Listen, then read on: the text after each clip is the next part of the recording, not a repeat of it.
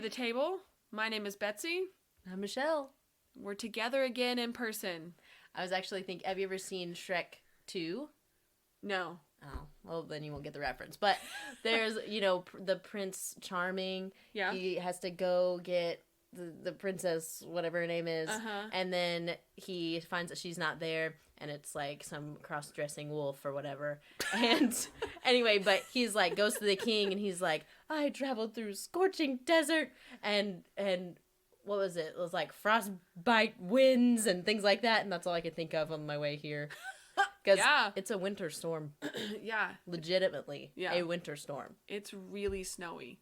I don't even know how many inches. It snowed a lot yesterday. It's been snowing the majority of today. Was it snowing on your way here or did it stop? Yeah.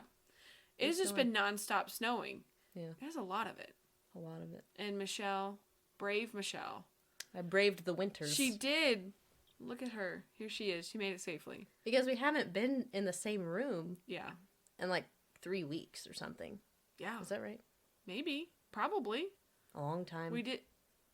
Because you did one by yourself last week. Yeah. And the week before that, it was Skype, right? Or we did nothing. When did we do nothing? We did nothing 1 week. After Thanksgiving. Mm-hmm. Yeah, whatever. Too long of a time. Okay, but we're back. Together. Yeah. Together again. Yeah, so and only minor sound problems so far. Very minor. We're louder now. I know, we are. I think that... I think we're fine, or we're going to be too loud. We're going to be too soft or too loud. Look at that. Yeah, I'm going to... Okay. I don't know how to do any of this stuff. We've forgotten everything. We did. I don't even know. Yeah. I barely edited my last one. Yeah, because you did it so perfectly. Oh, yeah, exactly. I did it so perfectly, like, right off the bat. And I was just like, I loved it. You know what? I loved it. I was just smiling the whole time. Oh, that's nice. Thanks. I was like, nice. You make me feel like I could make a turkey. You could. You could make a turkey. You can make a turkey. It's not hard. See, I was like, ooh, turkey, big deal. Mm-hmm. Oh my gosh, you need a big pan and you need all this stuff. You do. I was just like, this is not that hard. I feel like I've been duped into thinking that a turkey is like, a big deal. You can't ruin the Christmas turkey. Yeah, because that's like the main entree, main course. Right, you bring out the turkey. Right, and you put it on the table and you slice it. But you know what I did? Because my mom always does this. I sliced it like before we ate. Like I cut up the turkey. And put it on a platter. And I put it on a platter. Mm-hmm. I was like, does any family out there really put a whole turkey on their table and like cut it up and serve it? Like the picture, like, you know what I'm talking about? What's that artist's name? That classic picture where Norman Rockwell, picture. Did it have like little shoes on the turkey? Little paper shoes? Oh yeah. Yes, yeah. Yep. For some reason, I thought it was like tiny little tap shoes. I was like, why would they put shoes on the turkey? It's an important day. Yeah. You gotta wear your best. Everybody's gotta look good. Tie and shoes on the turkey. That's why I shouldn't cook a turkey, because I will put articles of clothing on the turkey. You could probably, if you had some baby shoes left, around like infant shoes, you could probably pop those on there. People would be like, is this a turkey? Like, this is tradition. We really like our turkeys. We take really good care of them. Right, yeah. Even in their death. Yes. It's their funeral outfit. Oh, man. I hope we're not hurting any vegans' feelings. Sorry. Hey, but like I said, if there's any vegans out there, my husband did try to go vegan for a whole day, got the stomach flu, and never wanted to go vegan again. Left me with 6 containers of tofu and about 12 containers of beans. And so I'm eating beans and tofu now. Wow. You're going to be so healthy and farty. Yes. I was thinking the latter. Yeah. Mm-hmm. I'm not sure if eating just straight beans is that healthy. But could be wrong. I mean, if you're eating a lot of beans, then you're probably not eating cake. You know what I mean? I could eat cake too.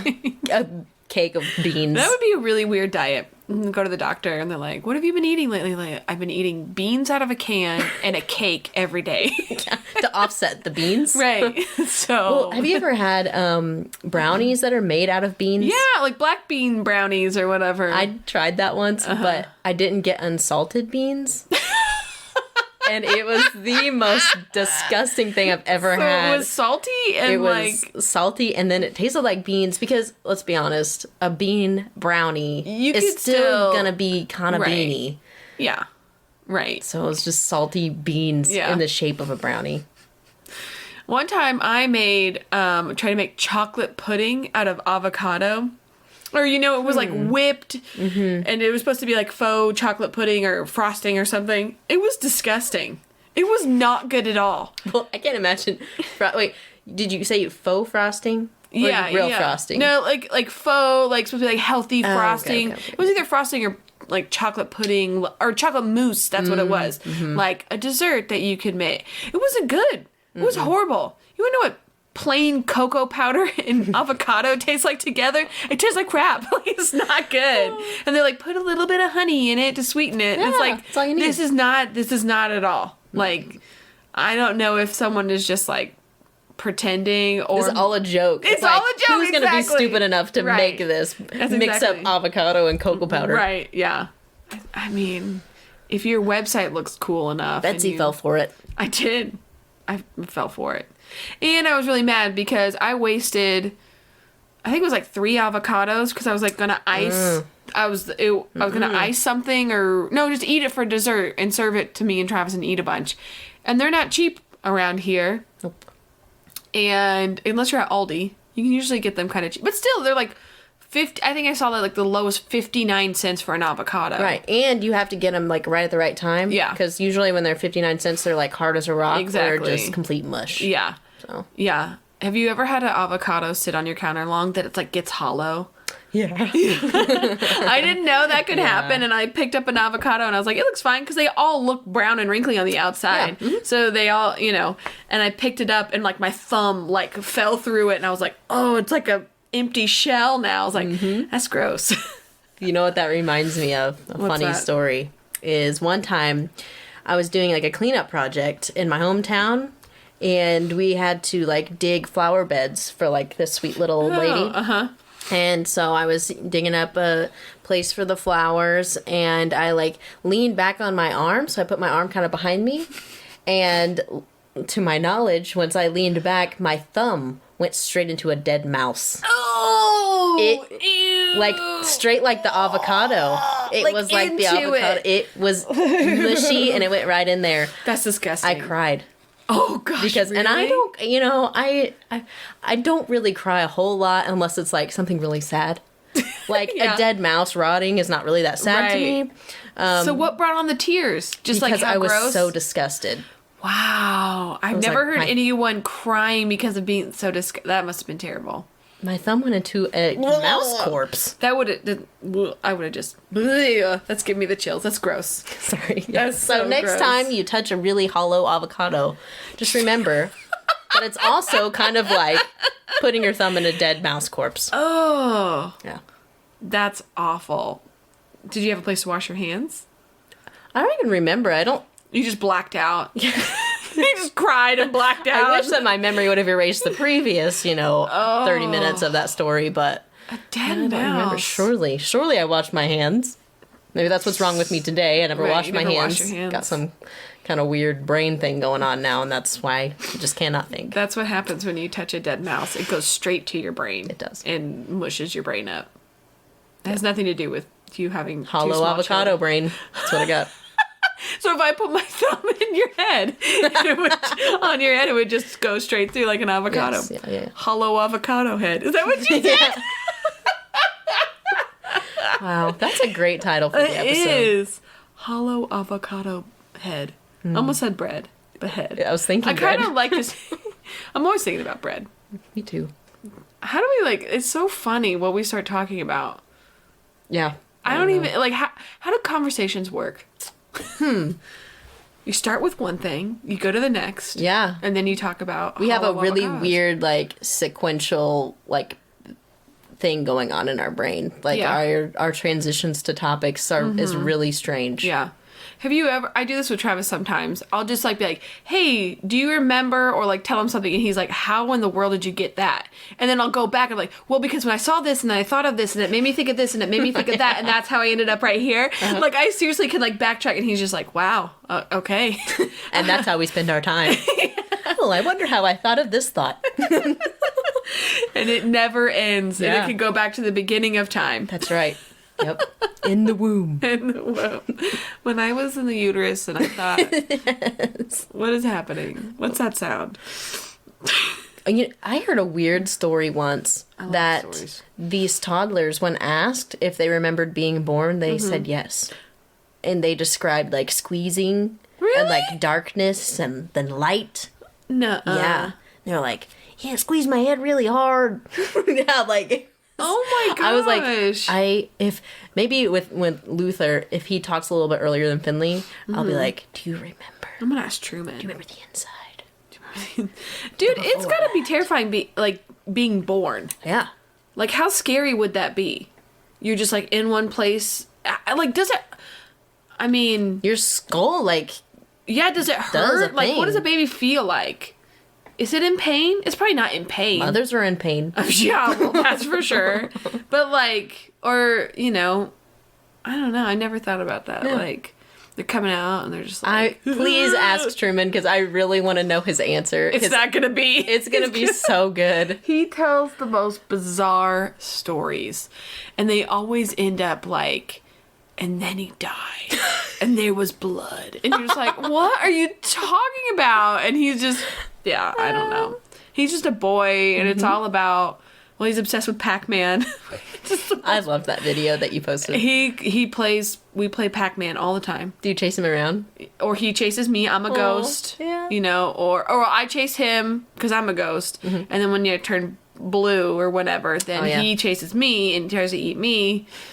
And then we make little... It's crazy. He's Pac-Man crazy. Which I didn't even know. But now he's also into Sonic. Oh, it's even better. Yeah. And which is fine. Like, I think Sonic, there's like a Sonic show, I think it's older, on Netflix, and it's fun or whatever. But so for the longest time, I may have told you this already, he was saying this really weird thing and we couldn't figure out what it was. He would say Amos and the pork chop. And I was like, Amos and the pork chop. And he's like, yeah, I want to watch Amos and the pork chop. And I was like, I don't know. Or he'd be like, I'm Amos, you're the pork chop. And I was like, sure, yeah, I'm a pork chop. You got it. And then one day he was asking for the show. That's what it was. And I was like, tell me more about it. Like, what does it look like? And then he started explaining Sonic. And I was like, oh, Sonic. And he's like, yeah, Sonic and the pork chop. And I was like... Wait a minute, you mean Sonic the Hedgehog? And he's like, yeah. But so, yeah.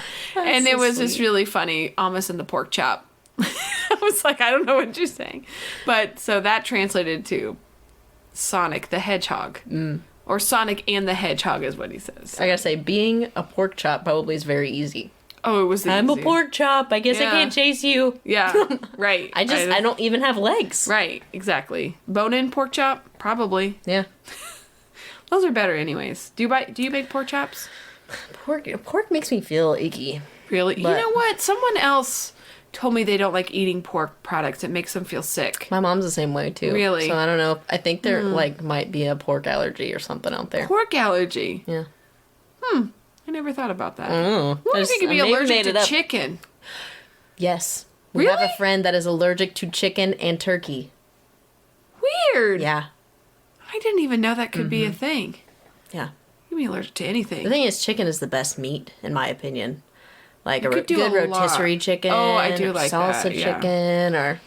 You could make so much stuff with chicken. Chicken and pasta. Oh, yeah. Yeah. So. Yeah, it's delicious. Sorry for you that you can't have chicken. Yeah, sorry. Vegans, you can't eat chicken. This is the second time we're talking about My husband works at the chicken place. Chicken place. So yeah, he, which has great chicken. Yeah, I know the chicken place has great chicken. Yeah, so we actually have been talking like for probably 40 minutes before we started recording. It's true. Maybe we should have just recorded that. Maybe next time you come, we'll just start recording and and then we'll probably have to edit a lot. Yeah, we would. But they, so we actually, a lot of you probably already know, but we... Oops, sorry. Sorry, we touched feet. I actually kicked her. That's nice. Yeah. Familiar. Yes, good times. But we actually just started a Patreon page, and we have a couple of people who are partnering with us, and we will be having some extra bonus fun recordings that will kind of take... We'll just talk about whatever. Yeah. Whatever we want. But we had a fun name for it, but now I can't remember what it was. Oh, it was stuff we recorded, or what was it? Stuff we recorded, stuff we said after we were done recording? No, that's not what it was. Extra stuff we recorded later. Extra stuff we recorded later, yeah. Yep. That's so what look it's out called. for that. Until we find a better name, you will find extra stuff we recorded later. And so that'll be really fun. I'm excited because hopefully we'll be able to have a little bit of time tonight and this week. You'll be able to, hopefully. We'll see. Yeah, we'll make it work. We'll see. We'll have it. Yeah. Also, Paul wanted me to give him a shout out. Oh. Shout out to Paul. Got me a fancy new Bible. Did you see? Oh, it is nice. Yeah, Ooh, that's take nice. a look at it. Yeah. I like the cup. It's blue and it's got goat skin. Goat skin. Whoa. Somebody skinned a goat for that Bible. Sorry, the vegans. I love that. Again, sorry, vegans. Maybe this is not the podcast for vegans. Hashtag sorry, vegans. Yes. This like, what is this stuff on the gilding or gilt or whatever? The blue, shiny blue. I've never seen that. That's beautiful. And then it turns silver, I think, when it's flat, maybe, or maybe it's always blue. Yeah, I can see. It's so pretty. And 3 bookmarks. 3. I love that. And it has pages at the end. It has little lined paper that you can like do something. But I'd be terrified. I'm terrified to write in it because like, what if I write something really stupid? I'm like, I just tainted my journal paper that's in my Bible. Right, so small, so you could like write over it or something. This is so nice. Yeah. Hand bound, man. This is beautiful. Moving up in the world. Paul, great job. Yep. Is he gonna hear it? He got one too. Oh. That's how that works. He gets really excited to get me a Bible, but he's like, he's gonna get one too. One. Yeah. Is it the same color? It's black and with red. Yeah. Man, I think when I was growing up, my dad had a Bible that was black on the outside with the red. Mm-hmm.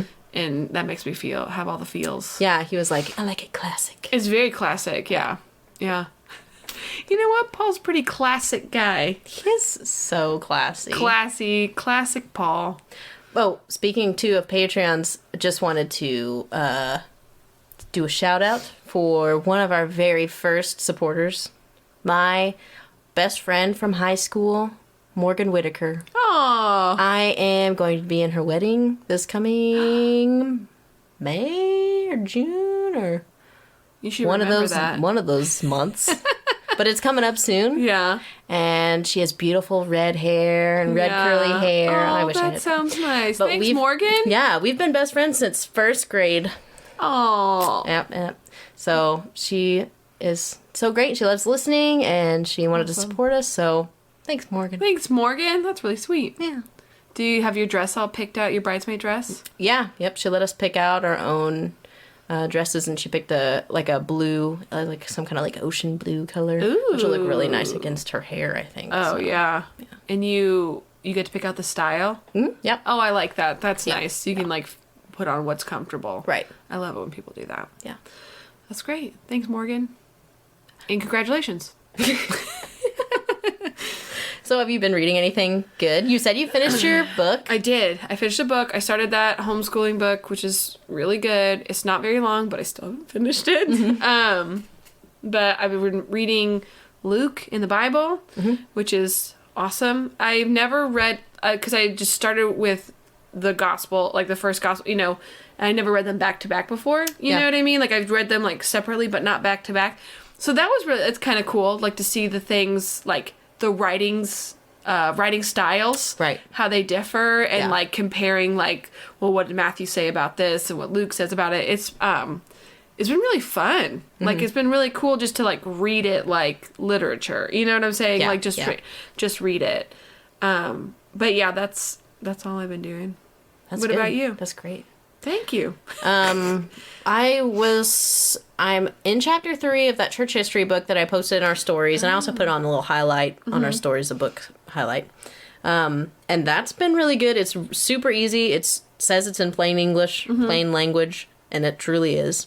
It kind of reads like a story, and he goes through, instead of kind of doing a larger picture of each time in church history, he kind of focuses in on like one person or like one group or whatever. And I feel like I would like that better, because I feel like too much information, I'd be like, I forget it all. Right. And, even focusing in on like an important figure kind of gives you a picture of the culture around and like all that stuff. And obviously he gives some context for it and stuff, but it's been really, really good so far. Cool. And I've been reading through, I just finished 1 Samuel, and the weirdest thing happens in 1 Samuel.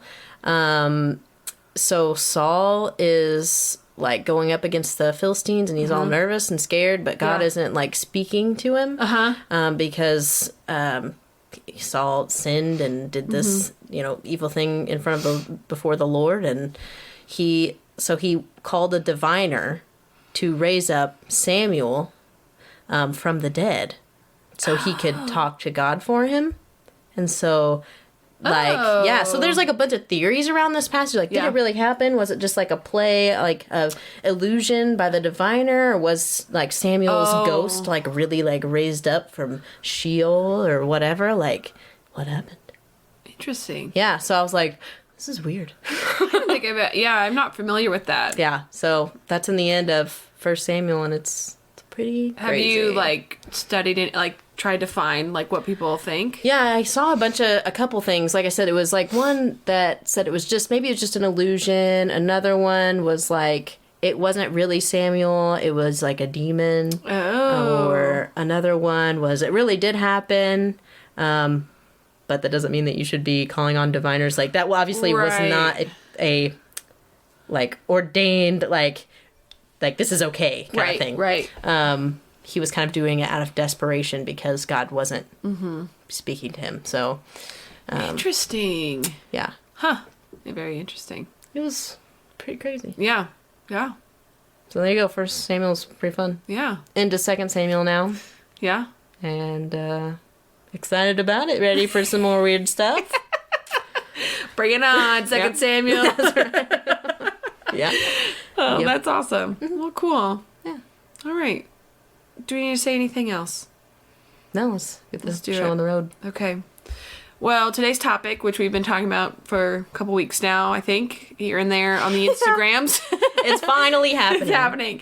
We are talking about apathy today. That's right. And, so, Michelle, I'll let you start. Okay. So, I think it's always good to have a definition of terms and, to define what apathy is. Because I think sometimes we kind of assume a definition of what apathy is, but then when we get a clearer definition, like in a dictionary or whatever, then it's like you just have a more solid starting point. Mm-hmm. So apathy is lack of feeling or emotion, lack of interest or concern. So that could be, either way, lack of sadness, lack of concern, lack of happiness, lack of joy, lack of motivation, pretty much just a lack of any kind of feeling or thought that is going to propel you to any type of action or kind of thing like that. Would you agree kind of with that? Yeah. Mm-hmm. Okay, so there are a couple things that I kind of wanted to focus on as far as like how apathy affects us and some things that I've also experienced apathy in. And it was really funny because when we did this like poll back like last month when we were originally planning on doing this, we did a poll of like how many of you experience apathy spiritually or just in daily life, and literally only one person said I'd never experienced apathy, and like everybody else said that they did. So and the person who said no, they accidentally clicked it, I'm sure. Well, actually they did respond. Oh, did they? Yeah, so they gave us a tip. Okay. And they said that that the Lord had used their children to kind of spurn them to be motivated to pursue God and That's awesome. not I'm be glad they apathetic like anymore. said more because I'd be like, well, how can you say no? Right, yeah. Yeah, that's especially awesome. in my experience too. Right. I was like, I cannot even imagine this not being something that I don't struggle with from time to time. And it was definitely a thing that I struggled with straight coming out of college. But so some of the things that apathy can affect would be like personal Bible study or pursuit of God, in evangelism, discipleship, and doing good works, and then kind of like more just daily responsibilities kind of thing. So yeah, have you ever experienced any kind of like personal apathy in regarding to like Bible study? Because I think that is a big thing that plagues a lot of just your normal, Christian that's living. I mean, I've definitely been there. Yeah, for sure. I think that just kind of creeps in. You don't even, skip one time. Yep. And then all of a sudden you're like, it's fine. Right. It's okay. I'm going to go to church on Sunday or whatever and make up for it. Yeah. Or I'm going to go to this extra Bible study. But yeah, it's kind of easy to let that happen.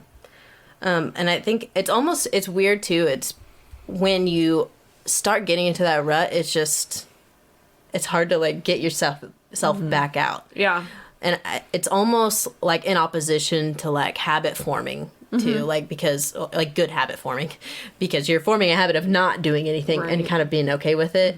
And instead of like, no, I need to overcome this, essentially like spiritual laziness and things like that. Like I need to overcome this because this is what is right to do. Yeah. Like as a regenerated Christian. So there was some scripture that I wanted to just read. I picked these out a couple weeks ago. We'll see how well they function in my brain today.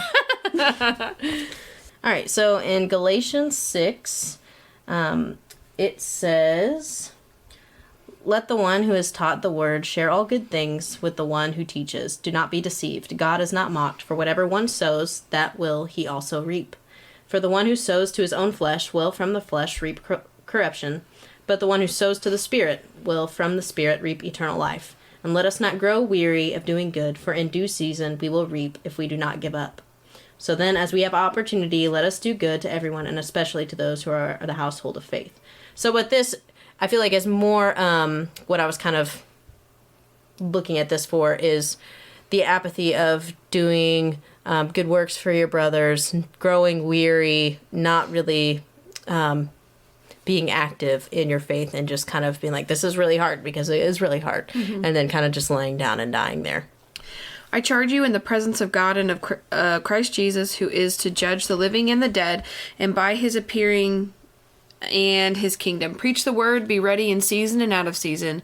Reprove, rebuke, and exhort with complete patience and teaching. For the time is coming when people will not endure sound teaching, but having itching ears, they will accumulate for themselves teachers to suit their own passions, and will turn away from listening to the truth and wander off into myths. As for you, always be sober-minded, endure suffering, do work of an evangelist, fulfill your ministry. For I am already being poured out as a drink offering, and the time of my departure has come. I have fought the good fight, I have finished the race, I have kept the faith. Henceforth there is laid up for me the crown of righteousness, which is the Lord, the righteous judge, will award to me on that day, and not only to me, but also to all who have loved his appearing." Right. So from that, you see Paul talking about his, active pursuit of, obedience, laying down his life, running the race well, not just a laying down, letting whatever happen to him. You know what I mean? Like It's an active thing.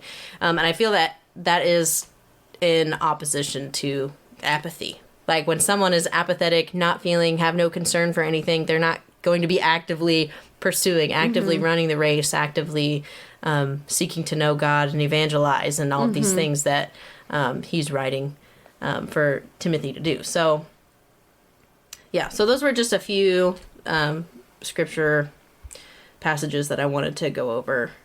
So, as far as like causes go, I know that when you're in the state of apathy, like it's almost, you feel like a sense of of helplessness. And I know that was kind of one question that you had on your thing. I don't remember what. The question I had was feelings of apathy versus helplessness. Okay. Like, is this the same thing? Right. Or what are, you know what I mean? Like, what are the differences between those two is kind of what I've been thinking of. Do you have a thought? I don't know. I feel like I'm still kind of struggling with it because, well, what I was telling you earlier, after watching Babies Are Murdered Here, well, 1 and 2, you know, I felt angry and sadness. And then after that, I felt, you know, like a fear and then helplessness. Like, what do we do? What can I do right here sitting in my living room watching this do about it? Right. And then I don't know what to do right now. And there's things, I have to do things. Yeah. So I felt also like, well, am I just being apathetic towards this issue, this really important issue? I don't know if that makes any sense. Like, Right. I don't know. Feeling helplessness, is that also apathetic? Right. I think that, at least from your example of like Babies Are Murdered Here documentary, if you haven't watched it, you should go watch it because it's really enlightening. Yeah, it's really great. They just came out with a second one. But I think there's like stages, like you get overwhelmed and you feel helpless, and then that leads to apathy because you're like, what does it even matter? I can't do anything. Right. Like, as you see all this evil in the world and you're almost like desensitized to it because you're like, it's there. Like, it's too big of a problem. I can't do anything to fix it. And I know, like, maybe a thought is God doesn't care. God, you know, maybe he can't do anything to fix it. Maybe that's a thought you have.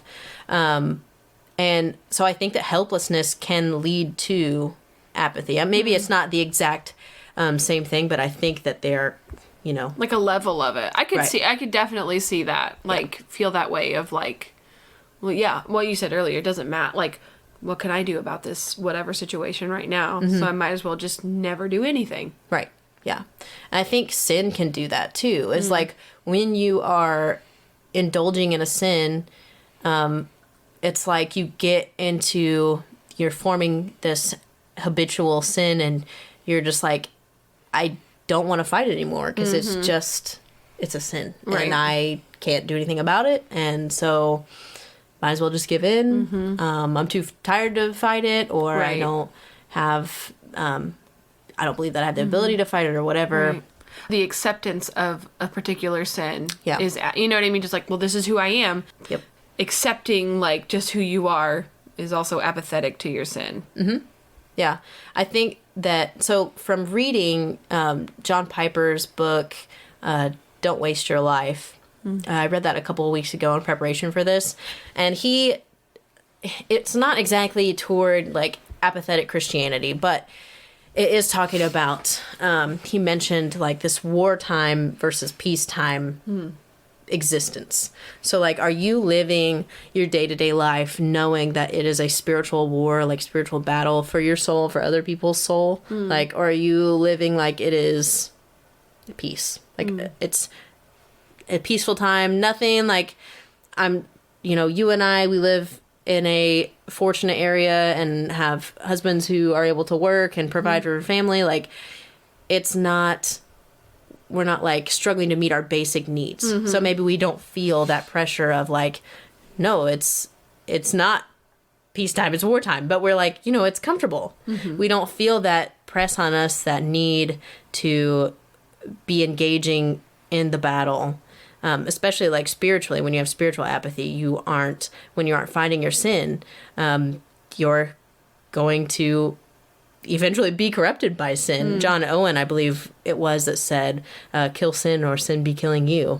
Like, if you're not actively in this fight, in this battle, you're participating in apathy, and you're gonna be in sin. Like, it's just, it's in our nature. Like, we are in flesh, and we're sinful beings, even though we are Christians and believers. Like, we have to fight it, and if we don't, then maybe we aren't Christians at all.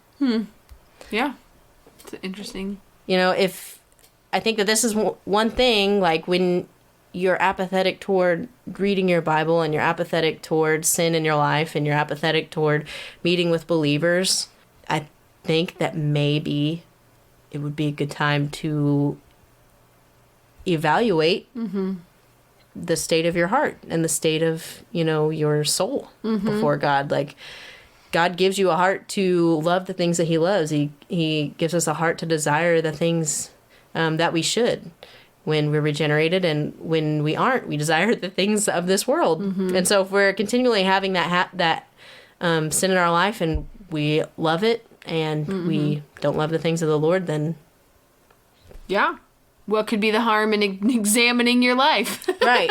Examining your heart and what you're And if you think, I don't really care to do that, maybe that's another big red flag. Right, yeah, that's true. Really, you should. Right. And that not to stop your thought, but there's a question I had kind of pertaining to that.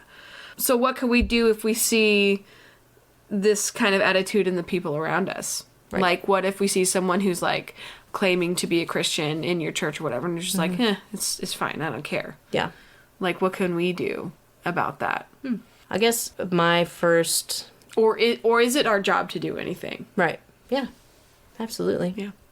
If you see your brother sinning, you should restore him if you're a spiritual person, right? So I agree. That's what Scripture says that we should do. We should not allow our brothers to continue sinning, especially if they are feeling apathetic toward that sin. There is a process of church discipline when you're in, the membership of your local church, and that's why it's so important. You should... That's how you love your brethren, because that is... Sin kills. And so if you're going to love them well, you're going to bring this up and ask them questions. Maybe I guess that's my answer.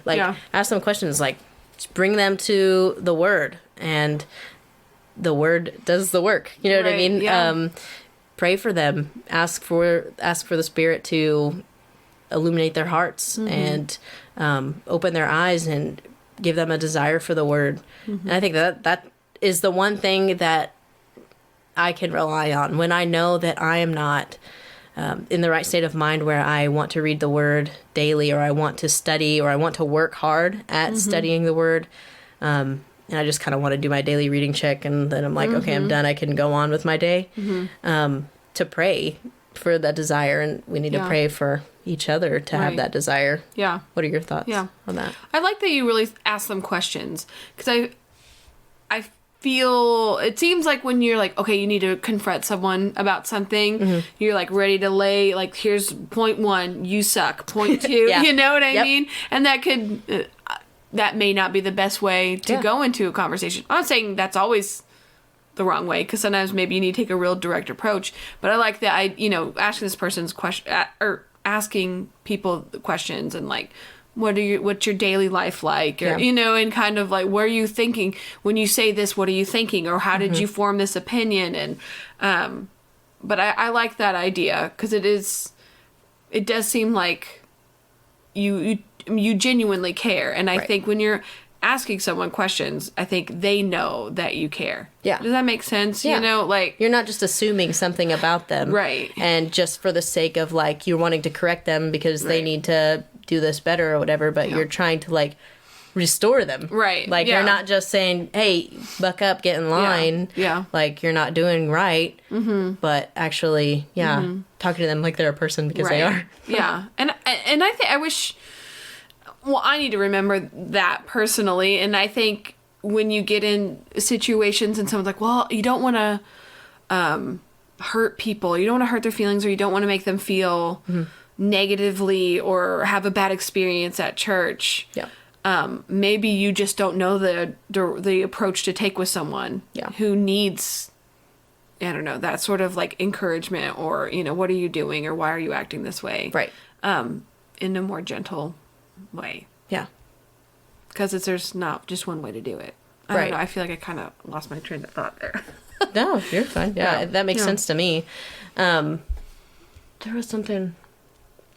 Oh, so also when you're asking questions of someone, that might give them the opportunity to evaluate their position before God, remember the gospel. Like, obviously, you're going to be presenting the gospel to them because that should be your fuel, right, for obeying and for having feelings of joy and contrition about your sin. And so when you're asking them these questions, they might actually feel bad about not feeling things. You know what I mean? Like, that has been since becoming a Christian. Like, obviously before a Christian, I really didn't care at all. But after becoming a Christian, like, when I knew that I wasn't feeling correctly, it was like, I want to feel this way. Like, I desire the desire to feel rightly, or to want to read my Bible. Like, I want to read my Bible and enough to do it.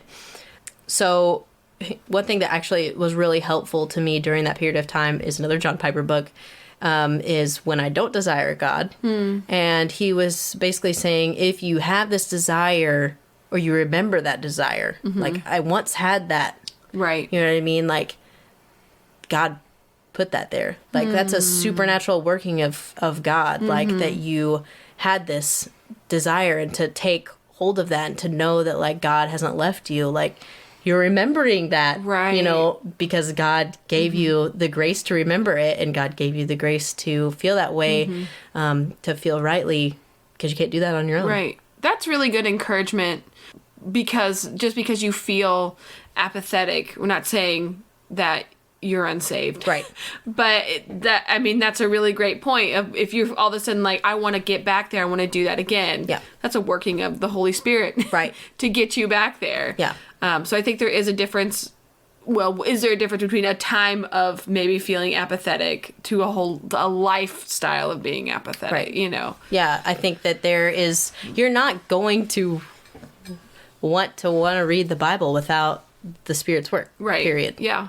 But I do think that you can become apathetic by taking like a works righteousness type of approach, and being like, I got to go out and, I don't know, do something nice for somebody, and I got to read my devotional today, and I've got to sing my songs with my kids about Jesus today, and I've got to, do these things, and you're just kind of like going down the list of like checking things off, but not with like the right heart motivation of things.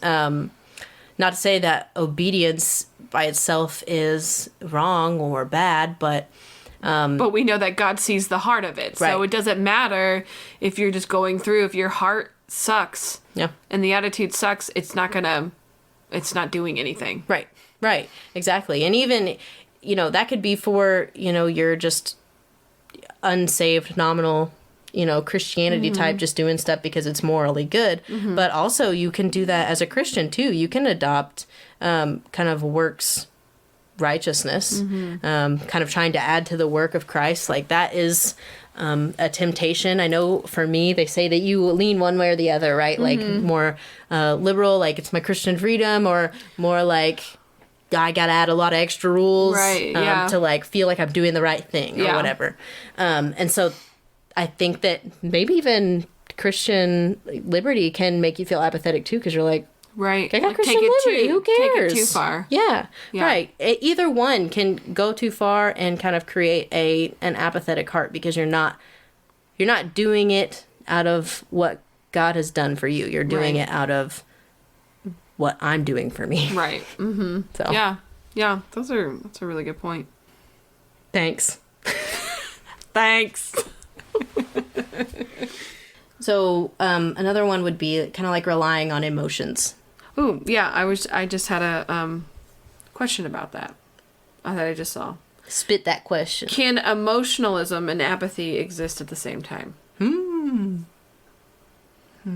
Like, can you be apathetic towards things, but still?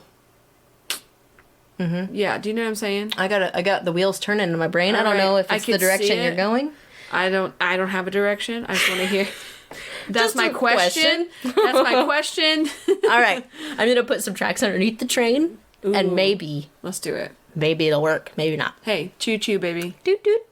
It's not very thick. Neither of us sounded like a good train. Choo choo. Doot doot. Watch too many children's television shows. Too many of like, say doot doot. Say doot doot. What does the train say? Yes. Doot doot. Gosh. Sorry. Okay. Can emotionalism and apathy cohabitate? Mm-hmm. Yes. I think yes. Because you can have somebody super over attached, emotionalized about things of this world and totally be apathetic to eternal things and totally apathetic to anything that actually has any lasting benefit, any lasting anything. I think that this is mostly how most of the world works. It's like, well, eternity is later. Mm-hmm. Now is now. I care about all the cool stuff I could do now and having all the fun and getting all the money or relaxing all I want or whatever. Like, I'm going to hold on to those things super tight and I'm going to be very emotionally involved in like my relationships now and what they can benefit me instead of being involved in these relationships with an eternal perspective and thinking like, how can I point these people to Christ or how can I invest in them eternally? Like, I want my kids, I'm over emotional about my kids' obedience. Is it because like I want it to be really easy for me because they're obeying, or I want them to look like great behaved kids, or is it because I want them to know that they should obey the Lord and they have to know that, to learn who he is and that we should obey him and what the gospel is. Yeah, that's a great example of that, I think. Yeah. Being moms. I also think that like we could take our emotions as a guide instead of like more of a, well, I'm not feeling like it. So if I read my Bible and I'm not feeling like it, then I'm being legalistic and I'm, or whatever. So what do you think about that? Like, if you ever run into that yourself, like, do I have to fake it to make it or until I make it? You know what I mean? Like, is that a thing? Yeah, I have felt that before. Like, you just need to do it. But I feel like what am I trying to say? Sometimes you're just obedient, right? So sometimes you do it because that's what you're instructed to do. Right. But with good intentions and your heart being in the right place.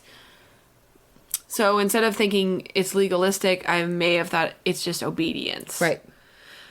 Yeah, no, I think that when your heart isn't, if it's not like I'm obeying to please the Lord, even though I don't feel like it, but it's I'm obeying because I have to do this to my own credit or whatever, like this makes me look like a better person even though I don't want to do it. Like, yes, definitely there's a different like intent, I think, and one is obviously a non-Christian and one is a Christian heart starting point. I know that like that's been one thing, like an excuse almost to use, like a crutch, like, well, I don't want to be legalistic, so like if I'm not, I don't want to bind myself to like this schedule because then I'm like imposing all of these unnecessary things on my life. But really that is, for me, that's like building structure to obey, and God is going to bless obedience, right? And if you're reading the word and you believe what it says, you know that when you read the word, like, you're going to be sanctified through it. Right. So whether or not you feel like you want to do it or you feel like you have to fake it until you make it or whatever, like, you can trust that when you do it, like when you read your word, that you're going to be changed. Right. Yeah. Period. Yeah. So here's a question. So I know we touched on it before, pray for that sort of wanting to do it. Yeah. Do you think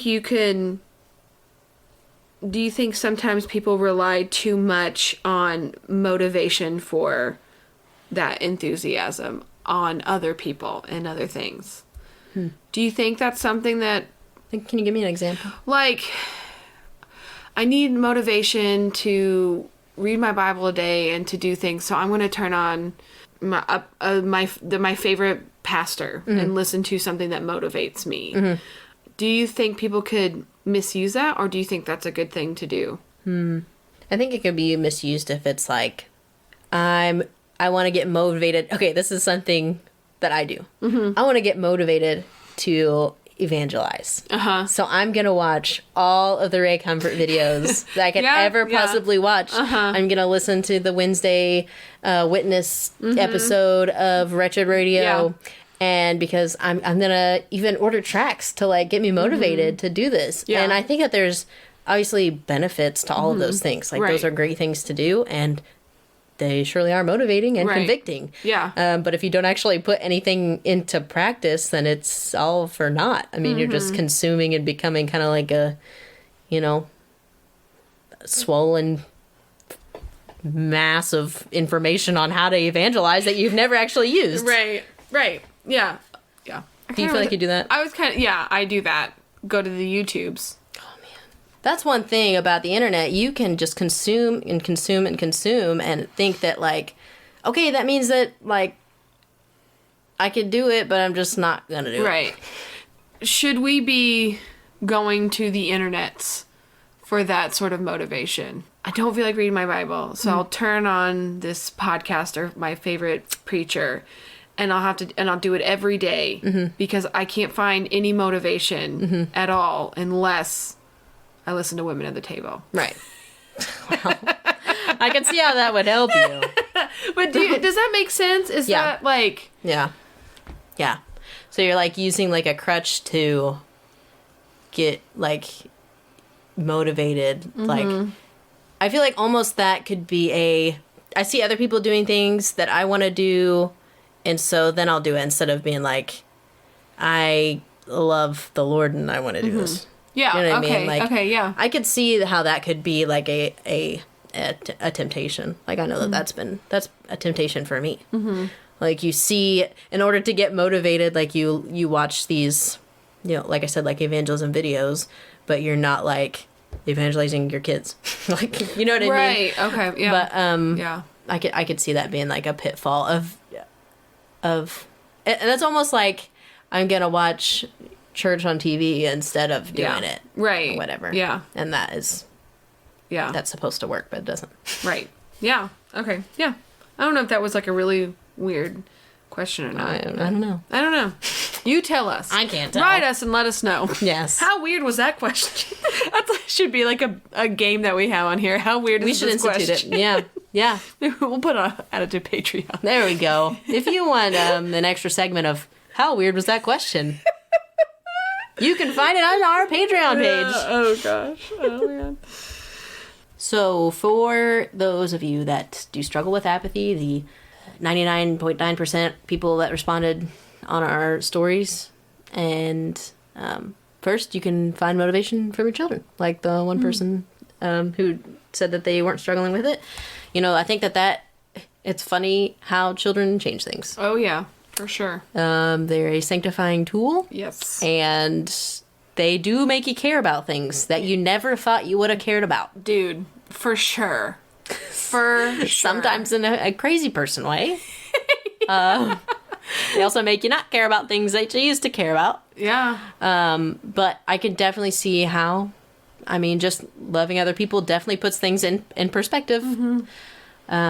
So I guess first off, I would say repent from any sin, any habitual sin that, you know, you have in your life, and believe the gospel. Whether you find yourself being, you know, a nominal Christian, so just a Christian by cultural terms, or if you find yourself a regenerated Christian, like, repent from your sin and believe the gospel, because there ain't no cure for apathy like the gospel, that that's right. God became man and died for your sin and paid the penalty for your sin so that you could live in glory with him after we pass away, and know that we also don't live for the here and now, that we shouldn't be apathetic to eternal things. We should be most apathetic to temporal things, I would say, like, you know, right.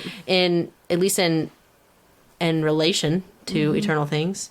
I'd also say kind of just do the next best thing. If you find yourself like really struggling, I am a proponent of maybe you do fake it till you make it just a little bit. You know what I mean? Like, know that the word is truth, and what it does what God has promised that his word will do, it will do. It never comes back void. That Jesus says that we'll, he prays for us that we'll be sanctified through his word. Like, use the word. Right. So that's the next best thing to do, is just be obedient and read the word.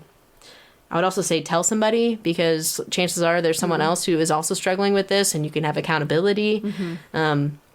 And, actually have an accountability system, and not just like, piddle around with your apathy and be like, well, you're right, I didn't read my Bible either. So, and then move on from that. But actually, like, and be encouraging to each other. Call each other out on, your apathy. Yeah. If you are asking someone to hold you accountable, be ready for someone to tell you the truth. Yeah. Be ready to get your feelings hurt. Yeah. If you're doing something wrong. Yeah, maybe that'll bring you out of apathy. I do have feelings. I do. I care about something. Because I think a lot of times, in my situation, I don't want to speak for other people, ask someone to hold you accountable. They hold you accountable, and you get mad. Yeah. How dare you? Yeah. Or whatever. Like, that hurts my feelings. How could you? You're supposed to hold me accountable for good things. Right, exactly. So if you're asking someone to do that, or someone getting mad at me. Yeah. So if you are asking someone to do that, be very honest with each other of like, not be mean to me, but don't sugarcoat things either. Yeah. You need, I don't know, that's kind of off the thing, but it just... Yeah. I think, too, having the guts to be able to tell somebody, too, like, that's always been one, as far as, like, having an accountability partner, like, I would see things and I'd be like, I want to say something, but I don't want to hurt their feelings. Right. But, like... Just lay it all out in the beginning. Just be like, I love you. Do that. Like, I love you. You may get your feelings hurt, I may get my feelings hurt, but the reason is because we love each other. Right. Like, if you're going to have an accountability partner, get it all out in the open. Right. Those are basically my tips, just being obedient, ask for help. Yeah. Make sure you're involved in a church that, has those people to be there to point you to the word. Yeah, I think that's important too, being a part of a good church who has elders and lay people who would notice when something changes in your life. Yeah, you got to be involved in a church too in order to do that. For them to know. Yeah. So don't be apathetic about being a part of a church. Yeah. Duh. Gosh. Well, if you enjoyed this episode, we're going to record a quick little ditty about some fun stuff that we've been watching. And if you want to watch that extra content, you can become a partner with us. I think the bonus content is only $3 or $7. I don't remember, but it's pretty cheap. We also have a $1 option, and that gets you a shout out. Morgan Whitaker got that one. Morgan. Probably like, oh my gosh, you guys are dumb. But yeah, you like us, Morgan. That's right. No. Yes. So go to our Patreon page. You can also find it at our on our bio, our link in our bio on our Instagram page, and it's Women of the Table. And we have been posting blog posts at our blog, WOTT.blog. And we also have a Facebook page. It is WOT Table. So go to all of those things. Check out our Patreon page.